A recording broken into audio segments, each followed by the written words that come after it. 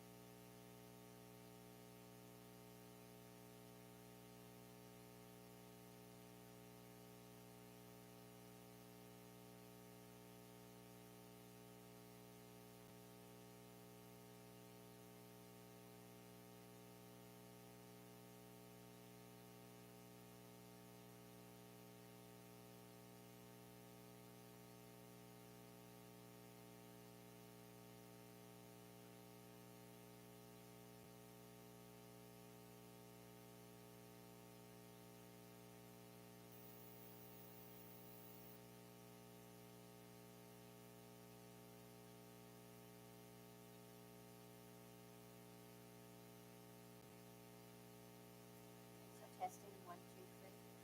Testing. Does this sound okay? Is this coming through? Can you hear me on the live stream?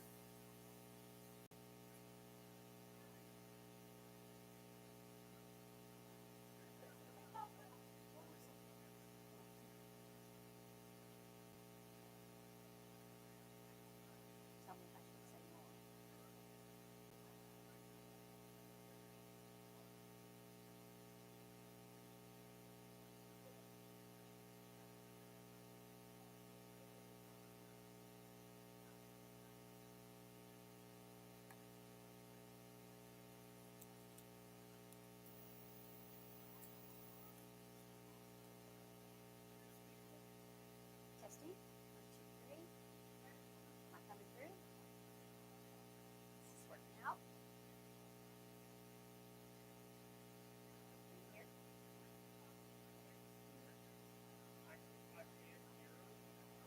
need me to project more? There's a, no projection is just there. There's a delay, so it's kind of, there's a pump there. It may not be easy to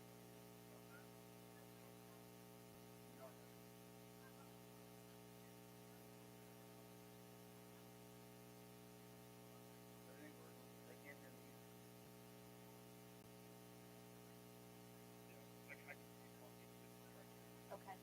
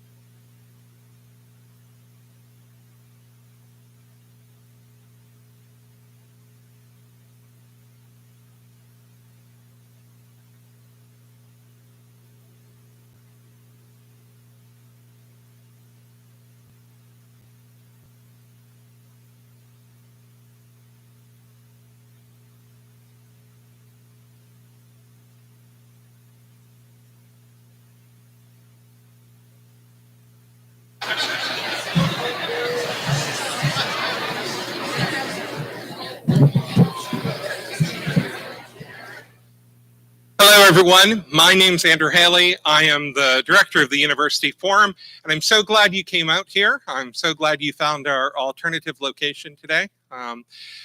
We will begin in 5 minutes, but I do have a couple of things to remind you. First, we have a very strict policy. No phones, no electronics, no computers, no tablets. During the forum, it's just distracting to the people around you, so please put those away for the event. Second, we are selling copies of Dr. Lee's book outside. You can purchase one before in the next couple of minutes, or you can purchase it after if you want. If you would like her to sign it, she will be downstairs, one floor down in room 218. We'll have a few brownies if you want to join us, and she'll be there to talk to you and sign books and answer questions, so please feel free to join us. So we will begin in just under 5 minutes.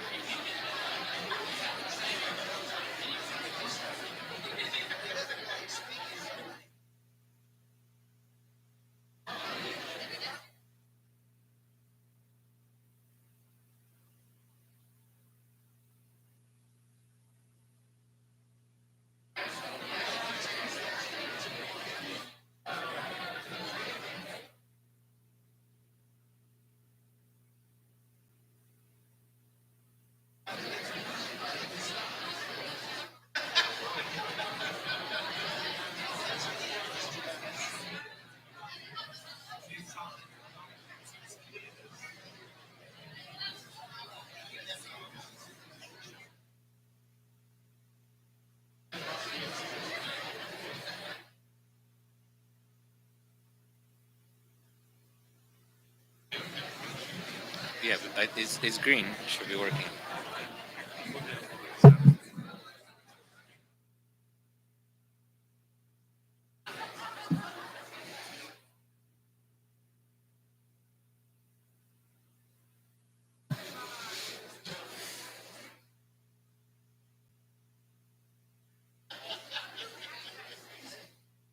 Hello, everyone. Thank you for joining us tonight on a pretty chilly evening in Mississippi. I know quite a lot of you.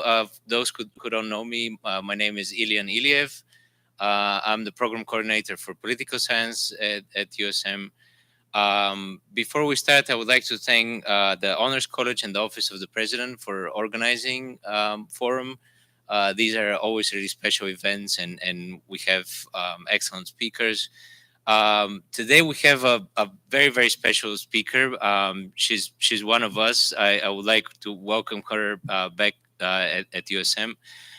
She's one of our most successful alumni of the University of Southern Mississippi. She graduated in 1991 with honors. So a lot of you here are honors college students. I think she's someone to look up to. She got her degree in English in 91 from USM. And then she got her PhD in 1997 from Vanderbilt. She's one of the most well-known experts in congressional politics, in representation, party politics. Her work has been recognized with various awards. Most recently, the book that you can actually purchase right now just outside here is this one that was recognized with a very prestigious award in 2021, just last year, by the American Political Science Association. So she received the award for best published book in the year before. In American National Politics. It's an excellent read. Again, it's for sale just outside here. She's also one of the authors of a textbook that I think is the most assigned textbooks in the study of Congress. Personally, I have used it every single year I've taught Congress. It's Congress and its members. Again, a very widely read book, and her work is very well known in political science. So I think I say this really believing it very strongly that we have a very special speaker here, not just because she's one of us, but because she's so well recognized in the field.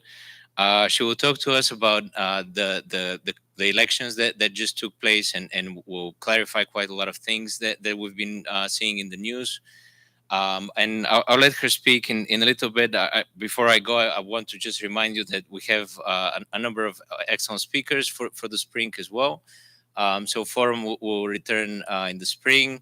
The first forum event is February 7th, and we'll be back in Bennett Auditorium for the next speaker. Once again, I want you to welcome Dr. Frances Lee. As I said, she's one of us and has an excellent talk for all of you today. Thank you.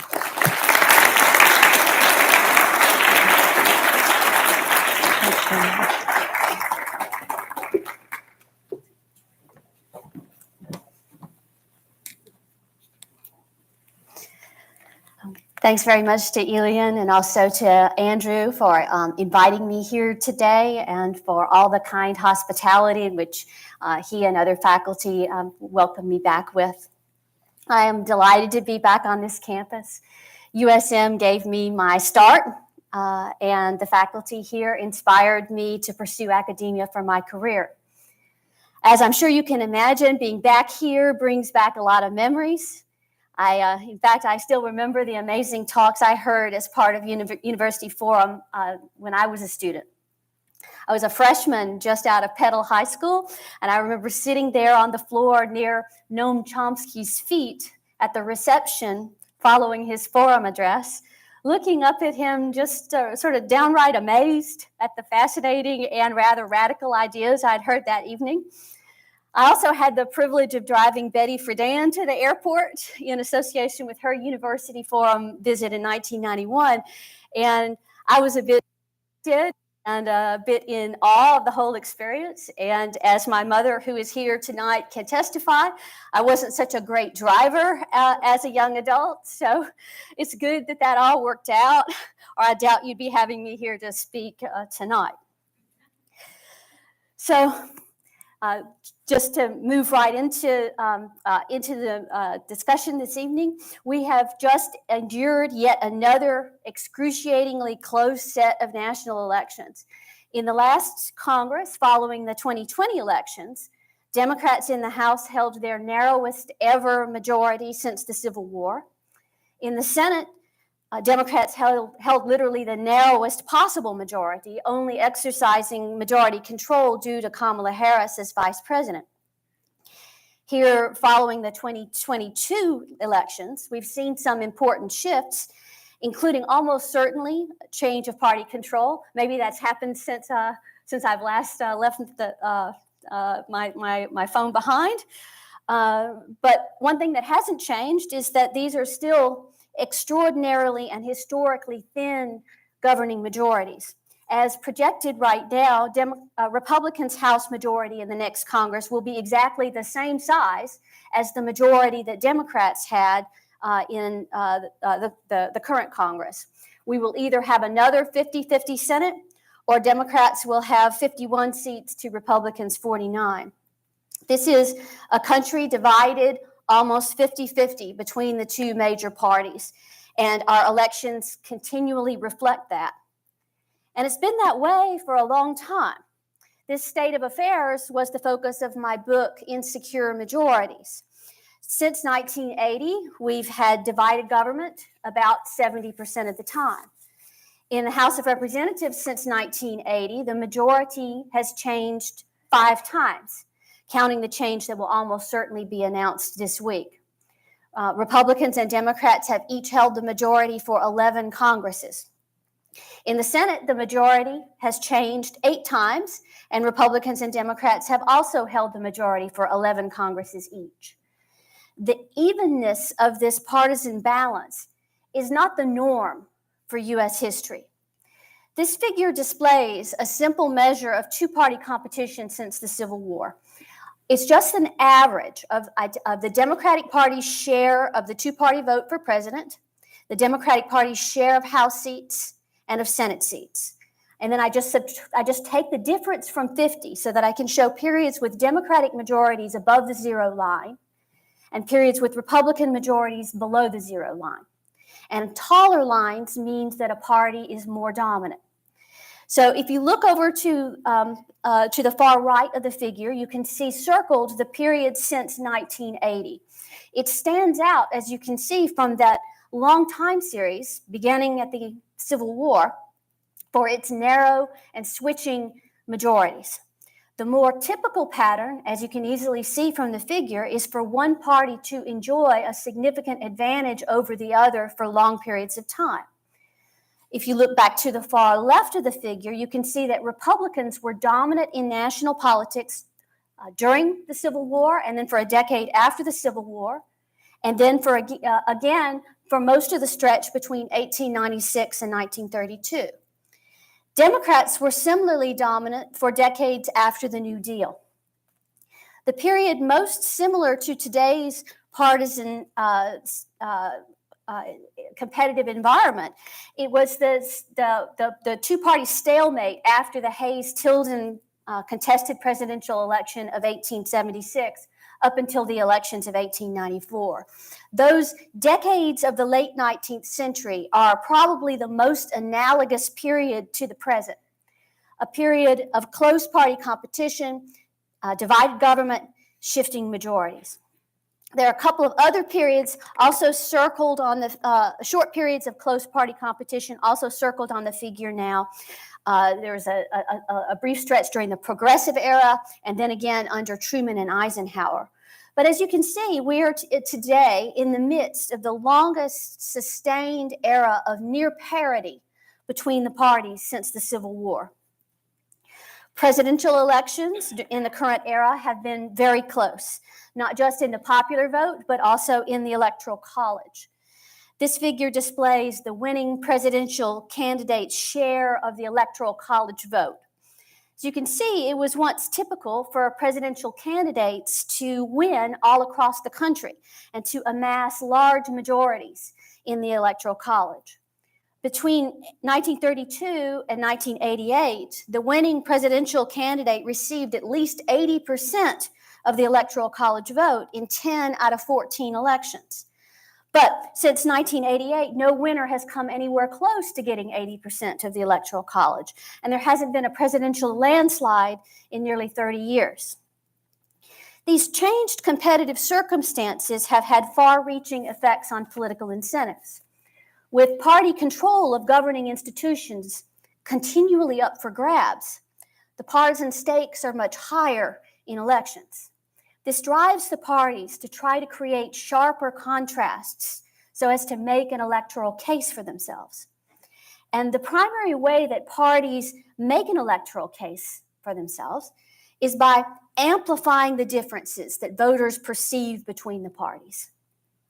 They're seeking to give an answer to the question, why should you support us and not the other party? And in some form or another, the answer has to say, well, because we're different and better than the other guys, ideally. I argued for 1980 as an important turning point in this shift towards sharper partisan contrasts. The importance of 1980 was evident in the index of two-party competition that I just displayed. The 1980 elections were also the first time since 1952 that Republicans captured a majority of seats in the Senate. That was a big surprise. It was the end of the seemingly permanent Democratic majority of the 20th century in the Senate. The election was also important in a key qualitative respect. Ronald Reagan's sweeping national victory was the first time since the New Deal in which a Republican had won the presidency with a candidacy launched from the conservative wing of the party. Reagan's victory, unlike Nixon's, unlike Eisenhower's, gave Republicans a sense that they could be a fully viable national alternative to the Democrats. They didn't have to see themselves as a minority party in the way that they did for a lot of the 20th century. After the losses of their majority, their Senate majority in 1980, Democrats never came to see themselves as a permanent minority. Instead, they constantly stayed within striking distance of a return to power. Parties can show that they are different from the opposition in two primary ways. They can show it through bold legislative agendas that dramatize the cleavages that divide the parties from one another, and through communications efforts, mainly, in other words, by criticizing the other side. Generally speaking, amplifying the differences will involve partisan confrontation. The goal is to communicate party differences to external audiences. In an earlier environment where there was less party competition, where it seemed that there would be no reasonable prospect for a change of party control, there were fewer incentives for the parties to pursue these strategies to try to draw such clear distinctions from one another. During the long years of the 20th century, when Democrats held control of Congress year after year, Republicans didn't see much of a chance of winning majority status, and Democrats weren't worried about losing their majorities. And under those uncompetitive conditions, parties rarely even bothered to meet in caucus. They rarely bothered to put together party agendas. They didn't have much of a communications apparatus to drive their messages. But once the parties began to perceive prospects for change and control, and there was real competition, they had more incentives to pursue strategies to try to improve their own chances. As part of my book, Insecure Majorities, I interviewed a lot of congressional insiders, former members of Congress, long-serving senior staffers, on the subject of partisan strategies to win and hold congressional majorities. I questioned them on the theme of party messaging. And one interesting fact is just bringing up the subject of party messaging with with those insiders, you found everybody's comfortable talking about that term was meaningful to them. That's true of both House members and senators and Republicans and Democrats. And what they mean by that are efforts to highlight the virtues of their own party and to draw favorable contrast with the opposition. As it was explained in party messaging, their goal is to give voters a reason to choose your party over the opposition. A former Senate staffer and White House congressional liaison put it this way. He said the key to effective party messaging is to find a way to illustrate the differences between the parties, to find a concrete example. A former House leadership staffer has told me that to the extent that you're not drawing distinctions, you're making it harder to make your case. To clarify the partisan choice, parties craft agendas that are designed to unify their own members and to create a contrast with the opposition. The Democrats put together the so-called 6 for 06 agenda in the lead up to the 2006 elections. And this was a set of proposals that were relatively uncontroversial among Democrats, designed to poll well, things like reducing student loan interest rates, subsidizing clean energy. But the agenda would only work to serve as a reason for voters to oust Republicans from office and make Democrats the majority in Congress. It would only work if the Republicans opposed them. And so they specifically selected a set of agenda items that unified Democrats and that also created party opposition. So in other words, party agenda construction steers towards controversial issues that highlight the differences between the parties. As one staffer put it, he said, we only wanted issues that no one in the party could object to, and in constructing the agenda, we had one other consideration.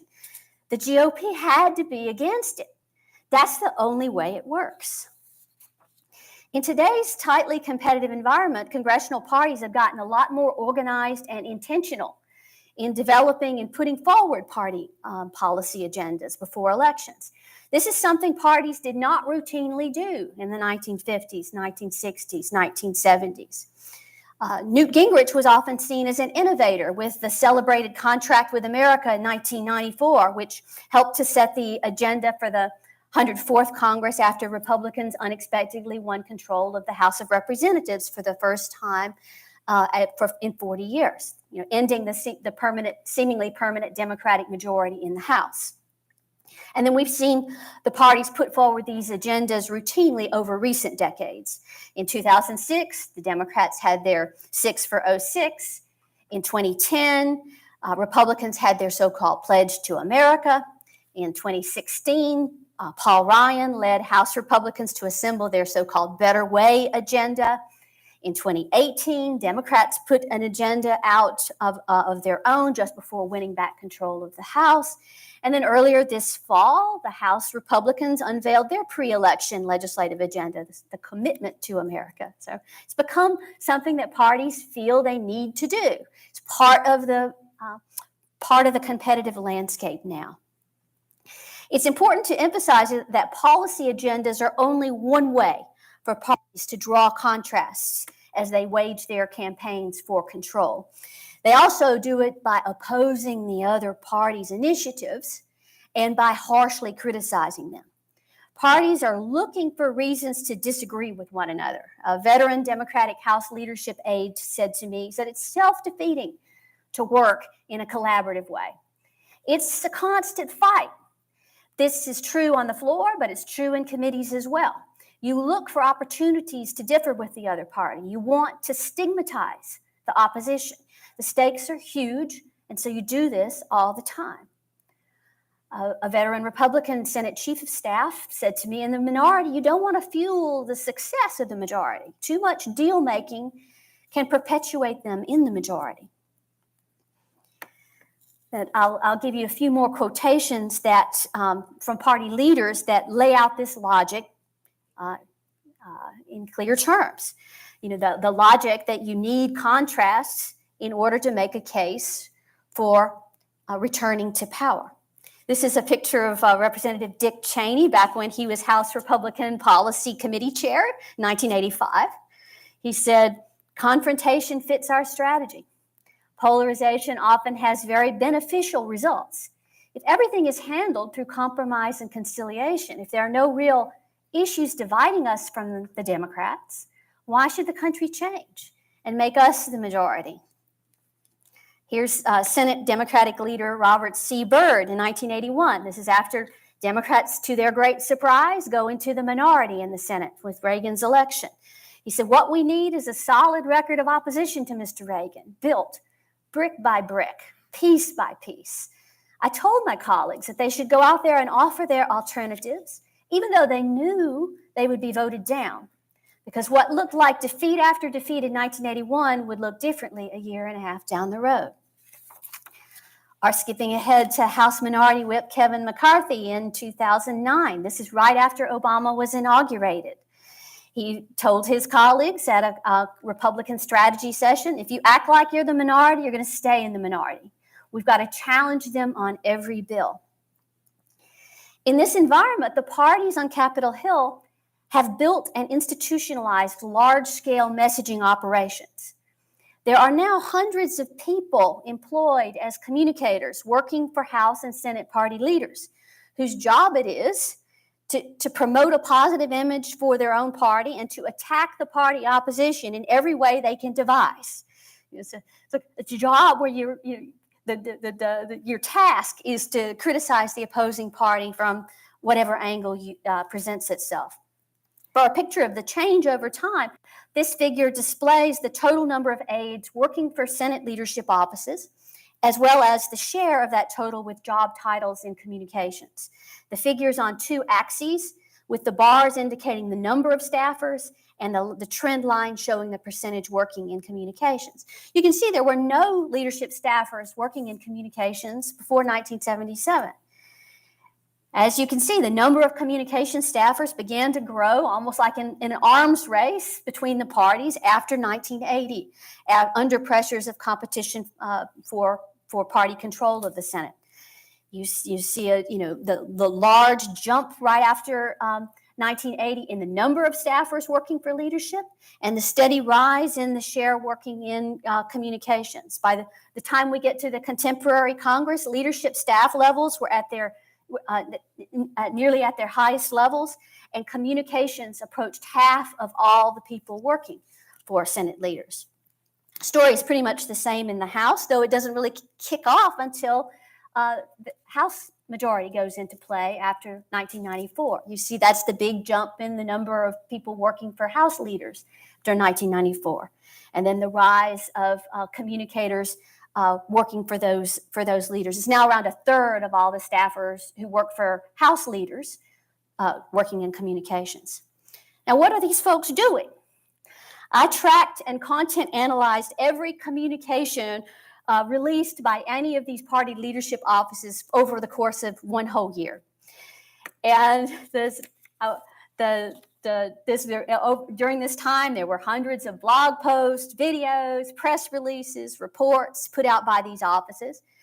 The single most common type of communication was a message that blamed the other party for some undesirable state of affairs. That's the big gray bar. It's a third of all the communication. So blaming is the main message that parties like to communicate beyond the Congress.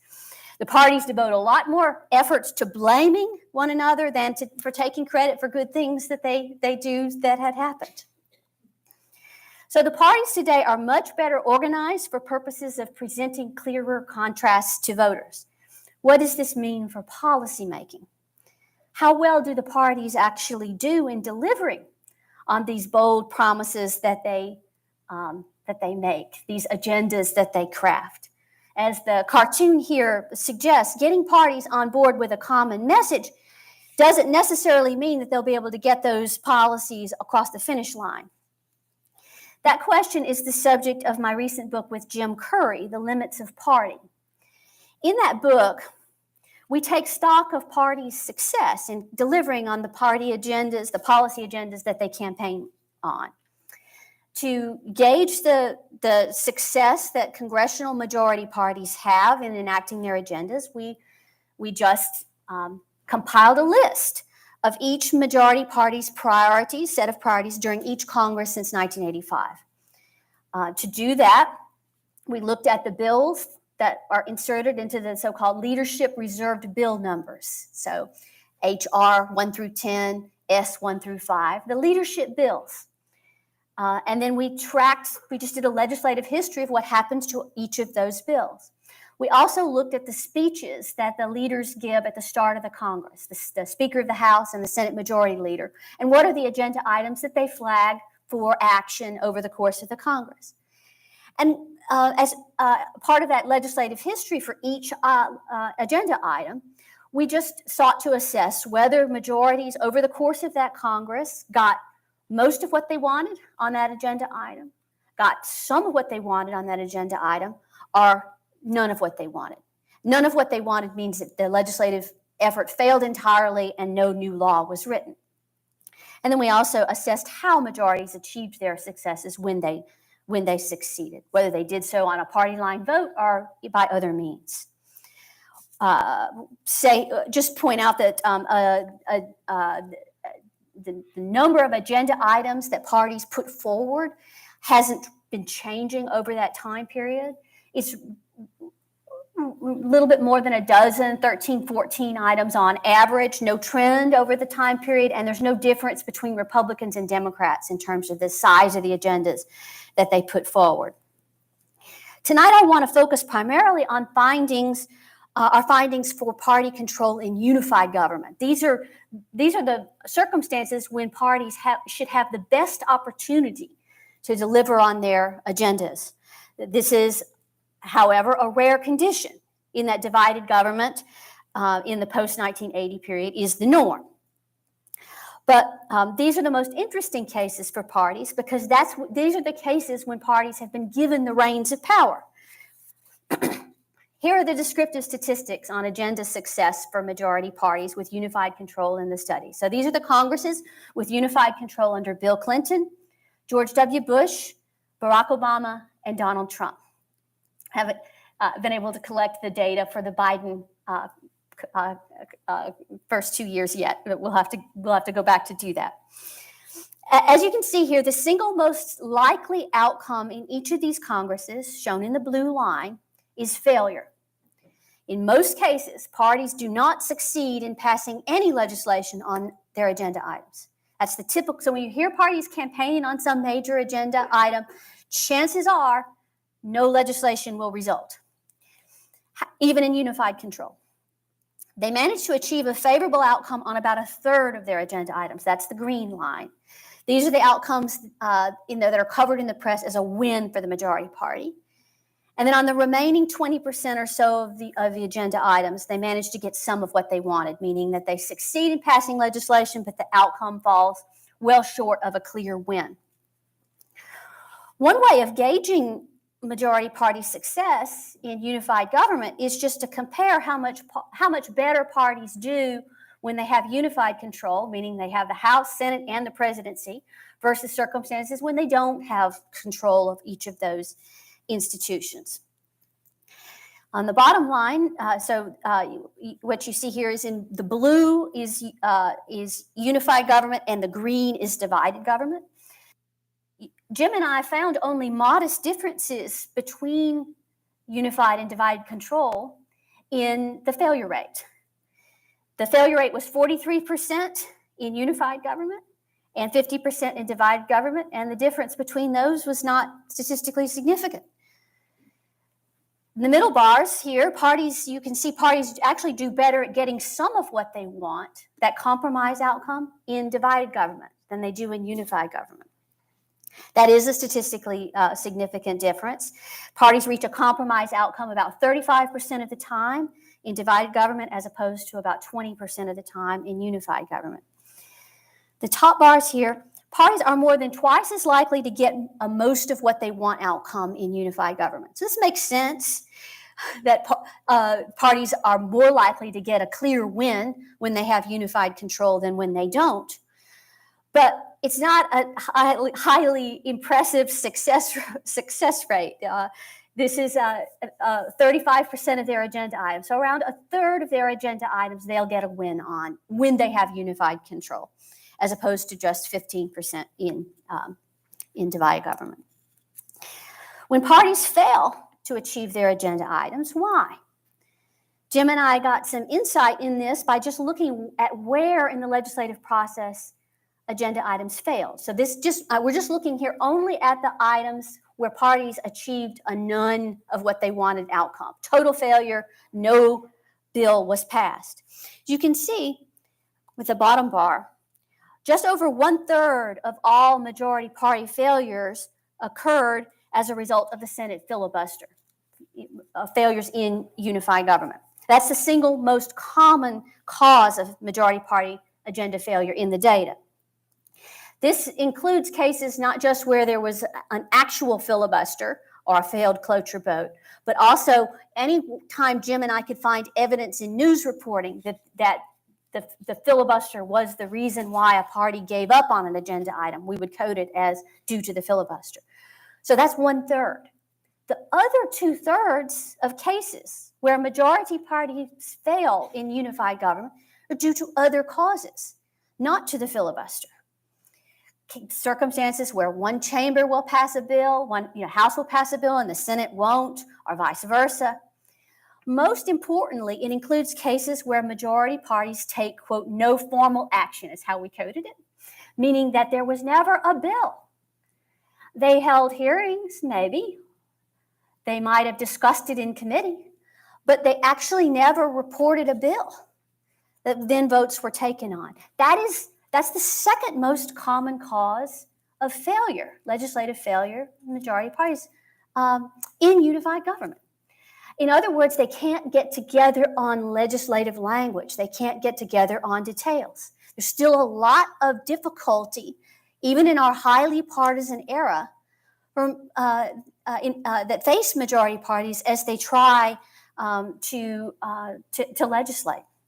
Remarkably, every majority party possessing unified government failed on at least one of its highest priorities due to intra-party disagreement. In other words, internal disagreement in the party. That was the case with the Clinton healthcare plan in 1993-94. The problem was not a Republican filibuster. The problem was that liberal and moderate Democrats couldn't agree on fundamental policy questions with respect to the Clinton healthcare plan. They couldn't agree on whether employers should have to pay employee healthcare costs or whether the cost of premiums should be capped. And so the effort never actually came to a vote in either chamber, despite Democratic majorities. The Clinton healthcare plan never came for a vote. It just failed quietly because of that lack of internal agreement. In the 108th Congress under George W. Bush, the highest priority failure was the failure to make the Bush tax cuts permanent. Moderate Republicans in the Senate wanted to extend some of the tax cuts, but not all of them. They were concerned about deficits. Meanwhile, conservative Republicans wanted to make all the tax cuts permanent, and that failure to agree meant that they could not move forward. The House passed a bill, but then the Senate didn't advance one. In the 109th Congress under George W. Bush, this is after his reelection in 2004, the top priority agenda item was Social Security reform. Vice President Cheney and President Bush flew around the country to try to build support for this effort to add retirement accounts to Social Security.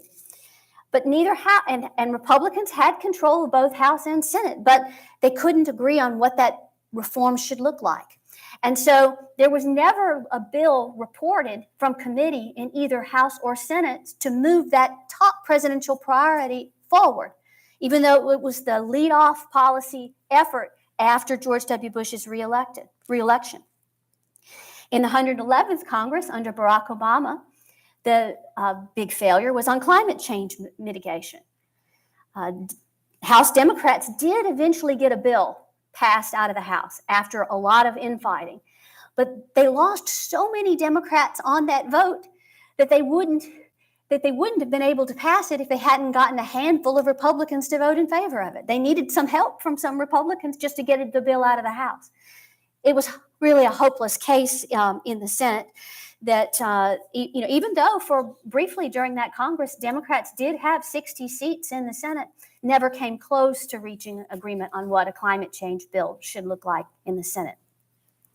Getting closer to what you are likely personally remember, those of you who are undergraduates here, the effort to repeal and replace Obamacare under President Trump in 2017 was the biggest failure of that Congress with unified control.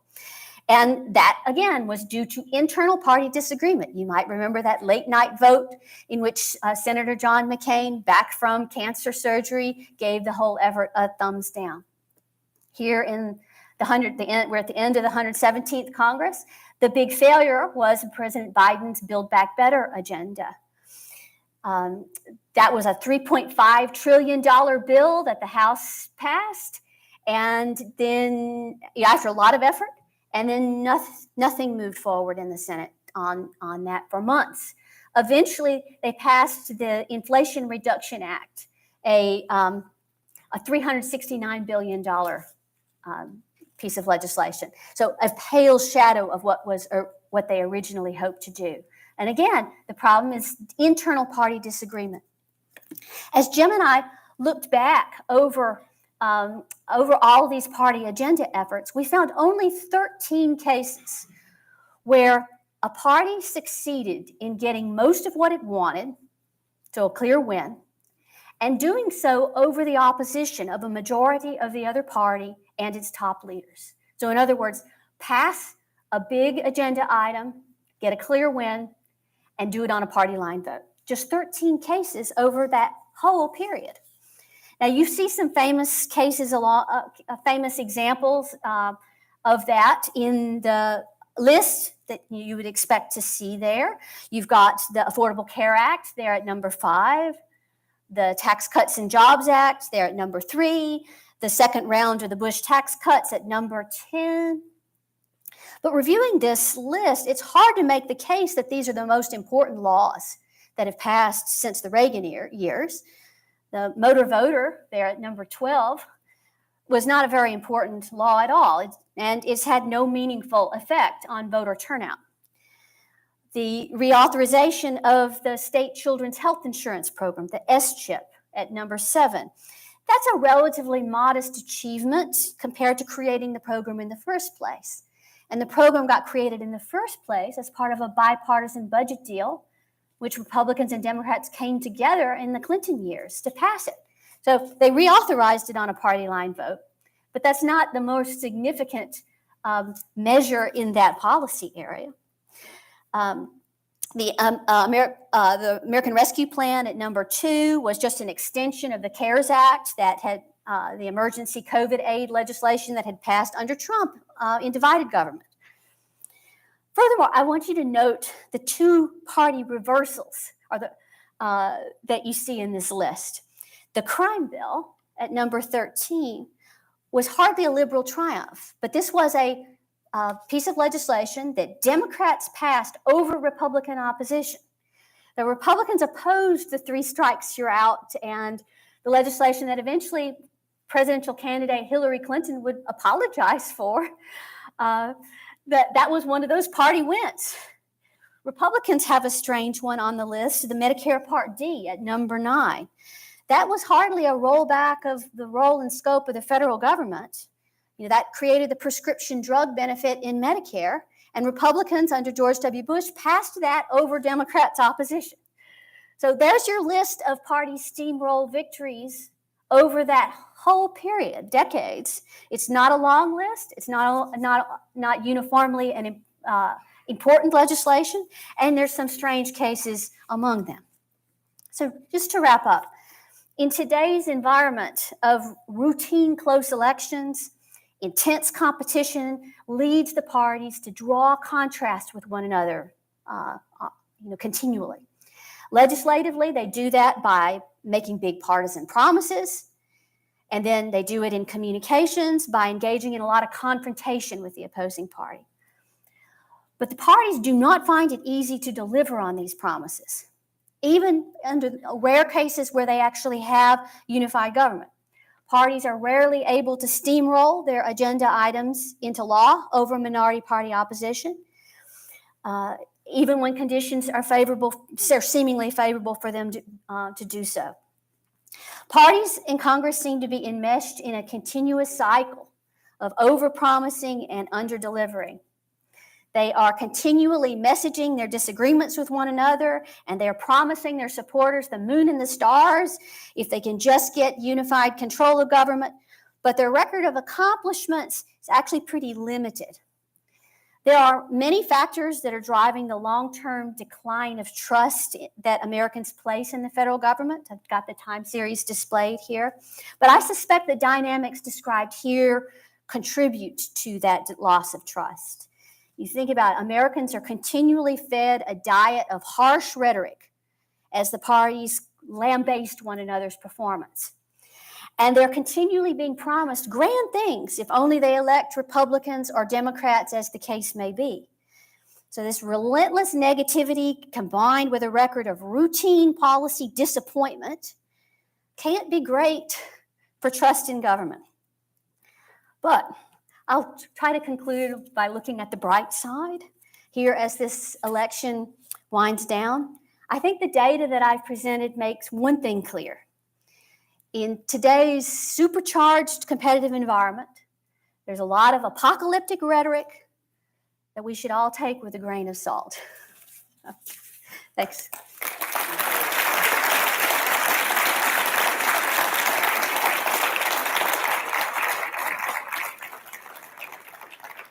We have some mics that we'll be passing out. So if you just raise your hand, we will bring the mic to you and for you to ask your questions. And I can tell you from having pestered Dr. Lee all last night that she can answer any political question you have. All right. What's your question? Hi. I was wondering, at the beginning of your talk, you spoke a lot about how our competitive elections breed specific modes of communication in political campaigns. What way are messages affected in ranked choice voting when we have that instead of just a 1v1 kind of campaign? That's a great question. I mean, the logic that I laid out really relies on a two-party system. You know, the criticizing the opposing party redounds to your benefit because there's just two. So that negative rhetoric attacking the opposing party, that only works well under circumstances when you can expect to gain if the public loses faith or grows to distrust the party, your party opposition. It's gonna, in other words, you'll get support that they lose. But if you've got a multi-party system, a ranked choice system, going negative on one party doesn't necessarily guarantee anything for you. And so this is, in fact, one of the arguments that gets made in favor of ranked choice voting and also proportional representation, it would reduce the amount of negative campaigning that we see in it's just part and parcel of a two-party system. Hi, excuse me. So, you kind of mentioned in your talk the sort of development of a stark contrast between the party platforms over the past since the Reagan years. And I just wanted to ask you, do you think that that's a healthy thing for our society to have? And do you think that's part of the reason why it's so hard to make any meaningful legislation, because we're kind of just at each other's throats all the time about everything, even though, it might be better if we just listen to each other every once in a while? Thank you for that question. I mean, I see it, this is an area of trade-offs. On the one hand, it does help voters understand the differences between the parties better that the parties work hard to communicate them, that they invest in communications, and they have staff who work on that, that they put together agendas that try to make sense of their priorities and communicate those to the public. That's small d democratic, in that it helps people participate in politics better. But a downside of that behavior is that it results in a lot of overpromising, because we have a very complex political system, checks and balances. It's very hard for a party to win full control, and so all this, all these promises that get made in the context of these party agendas tend to result in failure more often than not. And that most legislation that actually passes Congress passes by bipartisan majorities. A lot of that's true, are a result of divided government, but even without it, it's just how our system works most of the time, and that's really not well understood or communicated in those party agendas. You're not telling the truth to the public if you pretend like you're going to be able to pass these agendas as written. And so, I can see some benefits for this approach, the existence of these clearer partisan contrasts, but also some clear problems. So, Doctor, you will entertain any political questions? Is that how I understood it? Yes. Okay, I respect you, let me first say, because I don't know how you walk on these eggshells in the context of delivering your speech and so forth. So here's a simple one for you. What's the future of the Republican Party under Donald Trump? I would have to say, I have to plead that, political science doesn't have the greatest track record of being able to predict the future. we try, we do the best that we can. We try to draw generalizations, but we're better at analyzing the past than we are at predicting the future. So anything I would say to you on that would be highly speculative. I prefer to, as you can see from my talk, I like to stick to the data as best I can. So, yes.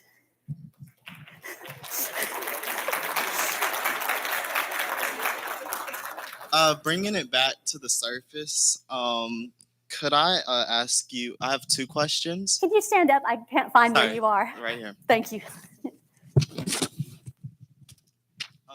What is your opinion on the Senate filibuster, and do you think it should be removed? And my second question is, with the parties now switching, with the House being most likely controlled by the Republicans and the Senate being controlled by Democrats, what do you think, if you do have an answer to this, about the debt ceiling and how that could affect the debt ceiling in year 2022, 2024? All right.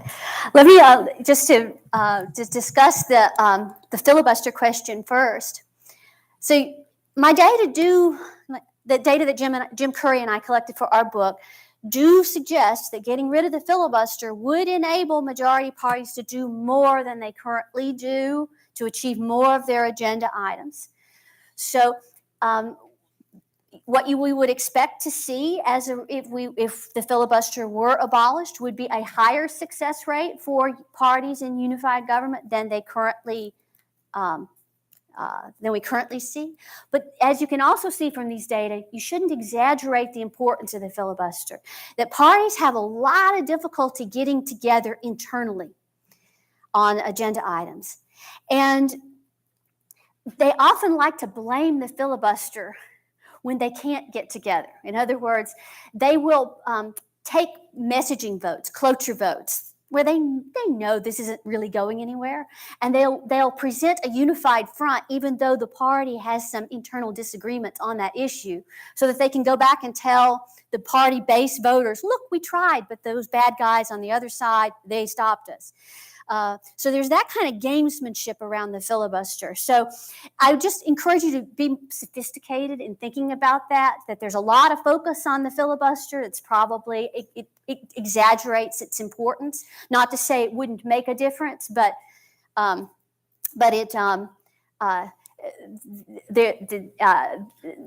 senators like it because it allows them to dodge tough votes. A majority party could get rid of the filibuster through the procedural maneuvers available to it. And it's interesting that they don't. Like, if the filibuster really were this intolerable obstacle to majority party success, why haven't they gotten rid of it?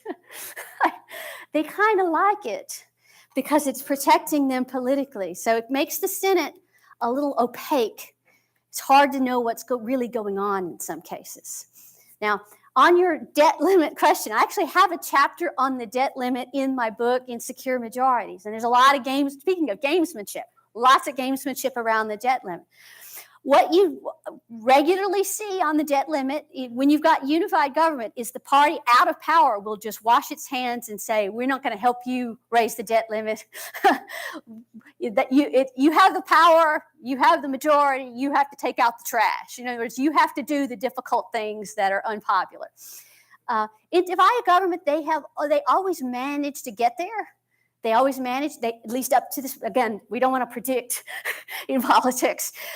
Failure could happen. But what we've seen is that there's brinksmanship, but they do eventually strike a deal. So that's what I would expect to see based on past practice. No guarantees. Hello. Thank you for the talk right here. Okay. I was wondering, the concept of asymmetrical polarization within the parties, from what I'm aware, at least what I think, is that the Democratic Party has remained mostly neoliberal since the fall of the New Deal coalition, while the Republican Party has gone through like several political revolutions with the paleo-libertarianism of Reagan and the neoconservatism of Bush and then whatever Trump was. What do you think about that in the grand scheme of what your discussion was about? Thank you. Well, what I would say on this question of whether one party's gone farther from the center than the other is that I didn't see it in the behavior documented here in terms of developing agendas and opposing the other side. I see both parties doing that and doing it to a greater extent than they did in the period before their party competition reemerged for control of Congress. So I don't find that concept very useful for what I am looking at. And I have some skepticism, it seems, just to be honest, I have some skepticism about claims around asymmetric polarization in that they require you to focus on particular party positions that each party takes. So it's kind of a narrative that gets constructed.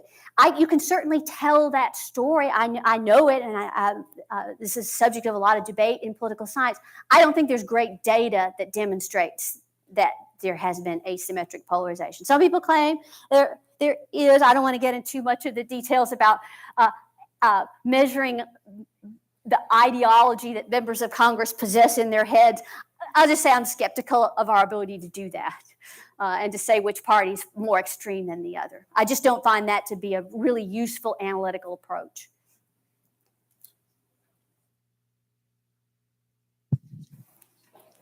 I want to first mention that I'm not American, so I might provide a little bit of different insight. But your presentation was really eye-opening to how American politics work.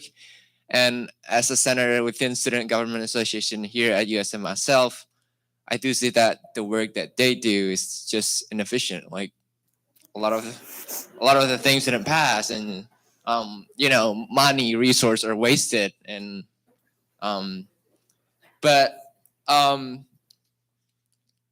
American is bipartisan, and I am from Indonesia, which is a very, very multi-partisan. Is that multi-party? Yeah. Multi-party. So we have 15, 20 different parties that we can choose from. during our Senate elections or whatever. And I'm like, I don't know what each of these parties believe. So like I can attest to the fact to your statement that like it's getting confusing when more parties are involved. But also, even for the presidential election, like these parties form coalition so they can push forward a certain candidate pair. But again, it's really hard. Even the only chance I got to vote was for the mayor of my city where I lived in, and even then, I just based it off of like their debates that they did, their credentials, what they did before, and how they have contributed to the city. But again, would you be able to like just relate how? I mean, if you ever learn a little bit about Indonesian politics. I haven't studied Indonesian politics, and the contrasts that you're drawing are stimulating ideas for me. It's a very interesting set of contrasts. I mean, Congress is inefficient. What the politics you described also inefficient in different ways. I mean, so you don't need to build a coalition of a lot of different parties in Congress, but you got to get your people together on the same page, and they struggle to do that. They may share a party label, but that doesn't mean that they agree. I would say, one of one long thought of virtue of the two-party system in the United States is its simplicity, that it is easier for people to understand. But as I pointed out in response to a previous question, some of that simplicity is unfortunately misleading because this is a very complex political system, and that the rhetoric that parties indulge in is often not reflective of the realities they'll face when they try to govern. So, I mean, it would be fun to pursue these comparisons and contrasts further. But I'll go ahead and take some more questions. Hello. Hi. Can you hear me? Yes. Basically, what I'm asking is, your entire presentation let us know that basically voting doesn't matter, because regardless of who's in office, it still seems to be the fact that nothing happens. So how does that make us feel as a generation who's been constantly told, make sure you vote, when regardless of where our vote goes, the major policy that we're looking to see isn't being enacted? Well, that's a painful question. I did not mean to undercut your civic education today, but I did intend to let you know that the supercharged rhetoric that you hear around elections about this is the Republicans said in 2016, the Flight 93 election, it's the end of the country if we don't win, or this is the most important election in our lives. You hear that rhetoric a lot. I'd say, calm down. It's not, the stakes are not that high. Parties are inflating the stakes in an effort to excite voters. I gave, here's your list of these big successes that parties have produced. It's not a long list, but if any of those things on there are meaningful to you, then elections certainly mattered in those cases. And remember that a lot of the bargaining that happens in Congress, you need an advocate for your point of view. You may not get your agenda item passed. I may not be able to code your party as having achieved a big win. But if you don't have someone there advocating for you, you can lose out on more than you would have otherwise. Barney Frank, a longtime congressman, used to joke that he needed a bumper sticker for his campaign that would say, "Things would have sucked worse without me." That, I think, is a more reasonable set of expectations of what representatives can achieve most of the time. They can make things somewhat better than they would have otherwise been.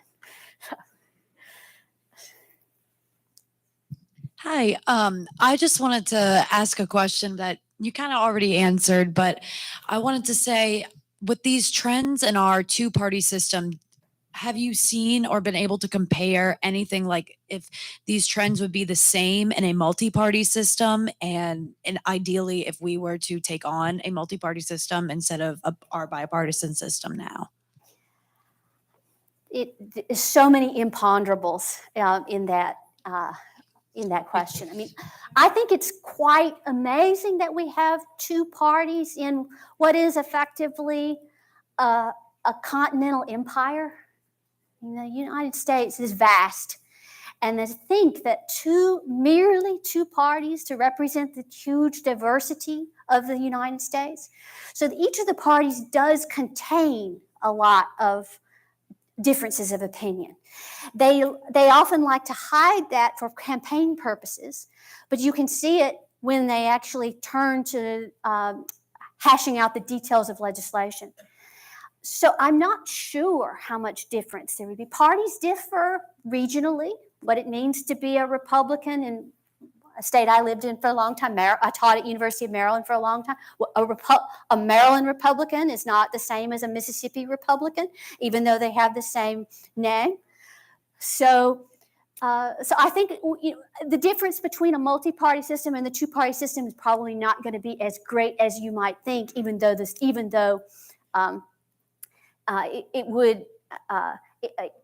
would obviously transform our politics in numerous ways.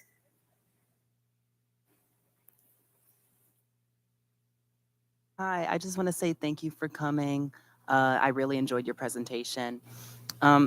You said that we haven't had a landslide victory in about 30 years. My question is, what do you think it would take for us to experience another landslide victory? And what were some defining features of previous landslide victories? That's a great question. So I'll bring back to that slide from early in the presentation. I mean, what we used to see was the capacity of a candidate to win all across the country. So when you would FDR is elected, when Nixon is elected, when LBJ gets elected in '64, you get these big majorities. So there's more swing. That reflected the fact that voters were less rigidly adherent to one party than they are now. Voters are more party loyal than they used to be. So it's harder to get a big swing today because voters really stick with their parties. Now, why? I think part of the reason why has been decades of party messaging, saying this is what our team is for, this is why the other team is bad, constantly highlighting those differences. That close rivalry between the parties, I think, has helped to cement these partisan loyalties. It's helped clarify for voters what side they really want to be on. And so it's harder to get this big swing. Now, the question is, what would really shake up this close competitive balance between the parties? I don't know. I don't have a good case. I can, as you look back at history, you can see that there were periods, in fact, lots of U.S. history, periods where one party dominated for a long period of time. And it's usually some kind of crisis that causes that shift. So you've got the Great Depression as a very severe crisis. The Democrats were a more dominant party in the 19th century, and then the Republicans are the dominant party for a long stretch after the Civil War. Well, you can't understand that without the Civil War. So war, depression, something like that can truly transform the political system. I don't know whether we would want to see something like that, but that might be what it takes. Obviously, I don't have a large N of cases to point to as to what are the factors that truly transform the partisan political landscape, because it's only happened a few times.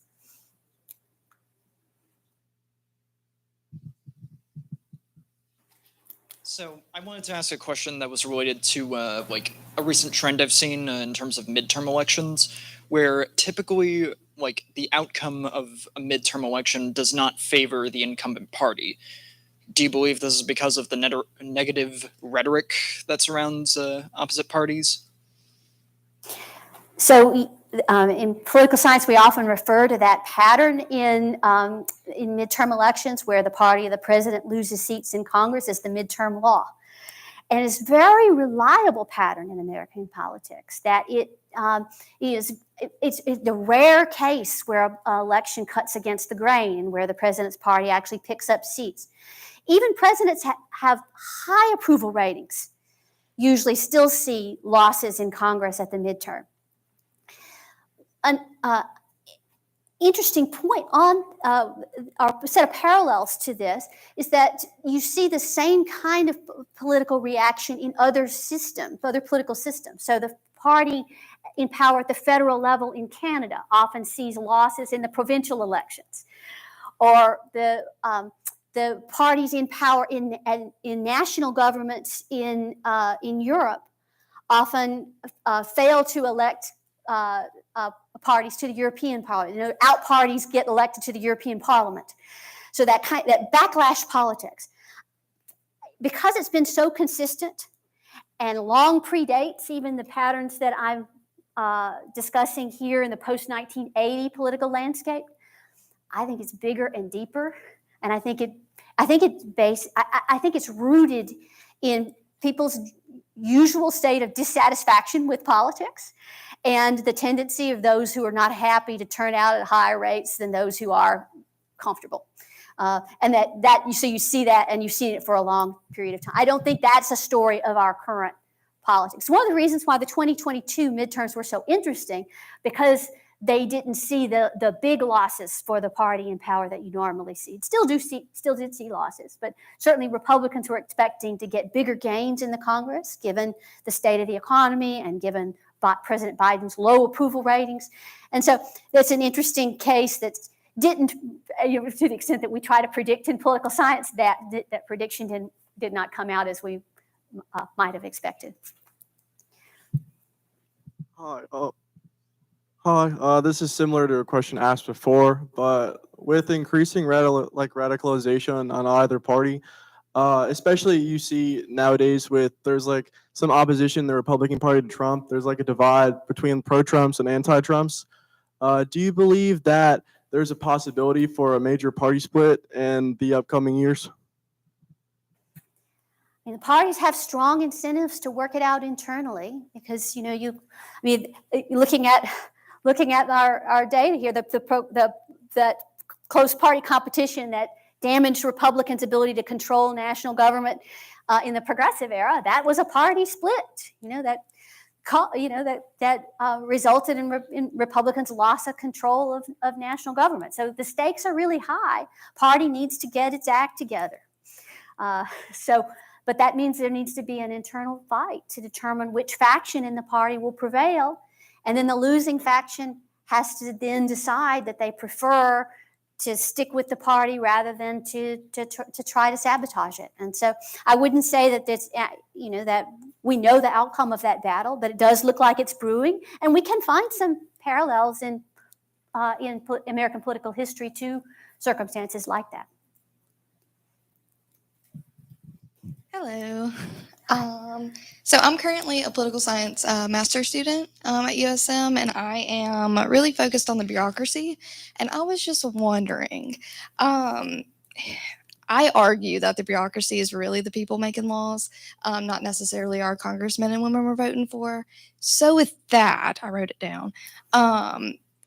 Do you think the overpromising and bickering back and forth has led to other organizations such as the bureaucracy having more of an impact on legislation versus obviously our elected, congressmen and women and senators? Thank you. Thank you for the question. In many cases where legislators can't agree on precisely how to solve the problem they're trying to solve, they will just task the bureaucracy with figuring it out. So you do see it where they can't arrive at an agreement. Sometimes they write vague laws because of that inability to solve the problems. Sometimes it helps them pass legislation because it can mean different things to different people, and then the bureaucracy has to figure that out. So, in no way would I want to minimize the importance of what happens downstream after laws are passed, and in many cases, still there are many more decisions that still do have to be made. That lawmaking is just one step in a complex political process. So, my theory and the work that I've done in the presentation today doesn't give you a whole lot to work with in terms of predicting where things would go.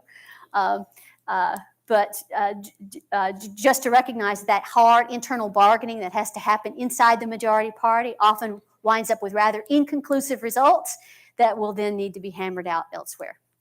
I know some of you have had your hands up forever, and we want to take as many questions as possible, but I think maybe 2 more questions, and then we have to give Dr. Lee a break. So next 2 more questions, and that's it.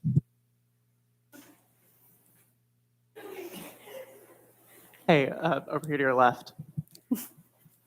Are there any actionable solutions that current voting bodies can take to break out this zero-sum political landscape we've generated from within the American framework provided to us? Or do we have to do externalized solutions to break down that zero-sum game? What do you mean by externalized solutions? Are there ways we can do that sort of breaking down of the political forceful binary without, generating a third party or fundamentally altering how voting works or how votes are tallied, whatever have you? One of the things I think about this political landscape that we currently have, where the parties are so evenly matched and where it's sort of a 50-50, divide in the country, is that it really discourages parties from doing any kind of big or fundamental rethinking because they're right on the cusp, We just make a little change here, a little change there, or maybe the political environment just is more favorable to us and we'll win. And so I think in some ways a political system where you've got one party with a big majority and the other party is trying to figure out how to displace that party, probably more functional, because that out party really has to think, what do voters want? What can we do to make a big difference in our political support and to put together a vision that will command broad support and displace. But the parties are not really, in my view, really trying to compete for the broad swath of the American public, that they try to hold on to their bases and then get this little increment that they need to win. And I think it's problematic, and it contributes to our sense that our politics is just kind of stuck right now. Thank you for an absolutely insightful presentation. I know we had a question earlier and it kind of touched on the radicalization of policies and how you said, according to the data, that hasn't really been a factor over the last 30 years. My question is, while those policies that have been put forward may not have been radical, the language in which our senators and our representatives use feels hotter than ever. In an increasingly radical age that my generation is growing up in, where it feels like everyone is in a kind of politically charged tribe and we can't get along and bad things happen because we're mad at each other all the time. How responsible do you feel that our parties today are at creating this hostile environment? I think they play a major role in the sense that our politics is toxic and that, the other side is a threat to our way of life. I mean, the overheated rhetoric that we hear, I mean, they're indulging in that for strategic purposes, and the political environment continues to encourage them to do so because it is so closely competitive. I would encourage you as citizens and faculty who teach American civics to try to promote more analytical approaches to understanding what's really at stake in our politics, to try to get past the hot rhetoric that more heat than light, as they say, and try to shed some light and to look at what actually was at stake in these elections, what got done as a consequence of them, what did not get done, so that you can come to a more considered judgment and you can see what the different players are contributing to our policy making. Right? Each party does have successes to claim.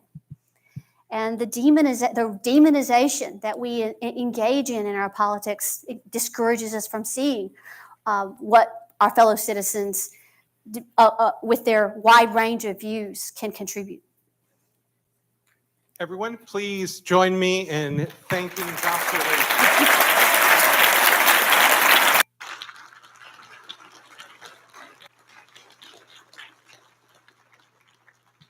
We have a very small but very Southern Miss gift, including our University Forum bento box, so enjoy.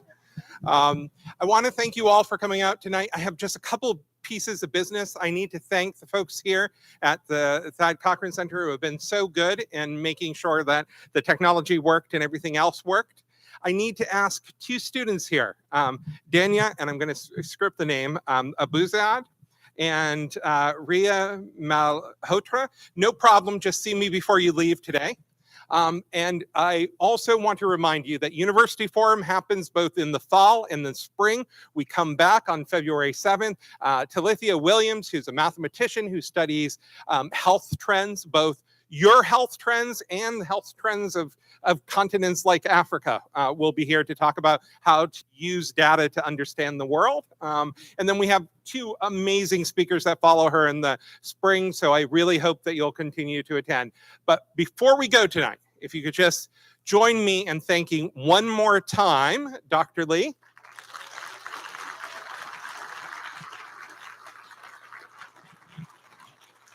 I know you didn't all get to ask your questions. She is, as soon as we can get her down there, is going to come downstairs to room 218, which is kind of right below where we are now. If you want to stop by and talk to her for a little bit, you can sit at the floor of the woman who sat at the floor of Noam Chomsky. So there you go.